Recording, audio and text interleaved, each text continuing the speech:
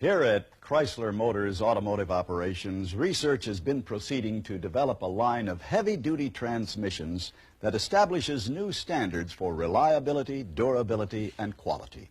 With customer needs as our primary focus, work is proceeding on the crudely conceived idea of an instrument that would not only supply inverse reactive current for use in unilateral phase detractors, but would also be capable of automatically synchronizing cardinal gram meters. Such an instrument is the turboencabulator.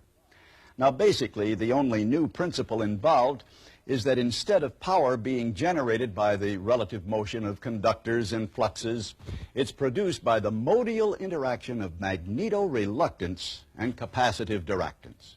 The original machine had a base plate of prefamulated amulite surmounted by a malleable logarithmic casing in such a way that the two spurving bearings were in a direct line with the panametric fam. The latter consisted simply of 6 hydrocoptic Marsal vanes so fitted to the ambifacient lunar wane shaft that side fumbling was effectively prevented. The main winding was of the normal Lotus O delta type, placed in panendermic semi-boloid slots of the stator, every 7th conductor being connected by a non-reversible tremie pipe to the differential girdle spring on the up end of the gram meters. The turboencabulator has now reached a high level of development, and it's being successfully used in the operation of Nofer-Trunnions. Moreover, whenever a fluorescent score motion is required, it may also be employed in conjunction with a drawn reciprocation dingle arm to reduce sinusoidal depleneration. Thank you. Thanks, Bud. Now that we know how the turboencabulator works, let's take a closer look at its diagnosis and service. For the purposes of obscurity, we have removed the casing to expose the heart of the turboencabulator, the magneto-reluctance modial interactor. Since little or nothing is known about the principles involved in magneto-reluctance, diagnosing faults can be a problem. Connect the DRB2 to the aft end of the MOXIE interrupter using special adapter WU-PD2, making sure the osmolality of the phase detractors is not extrapolated.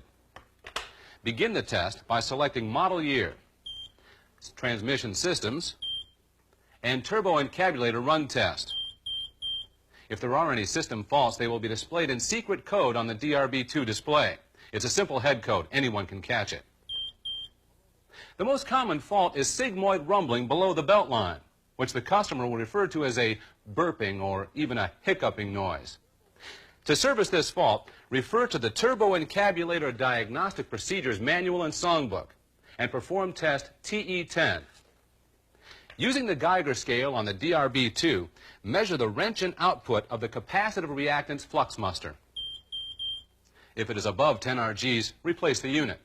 If it is below 10 RGs, you will be directed to perform a series of tests that will effectively raise the billable hours for the service department, but will perform no other useful function.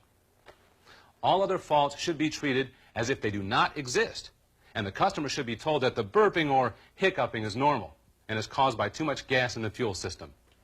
Well, that's about it for this month's Master Tech. Be sure to watch next month when we'll cover ashtray and cigarette lighter operation, diagnosis, and repair. See you then.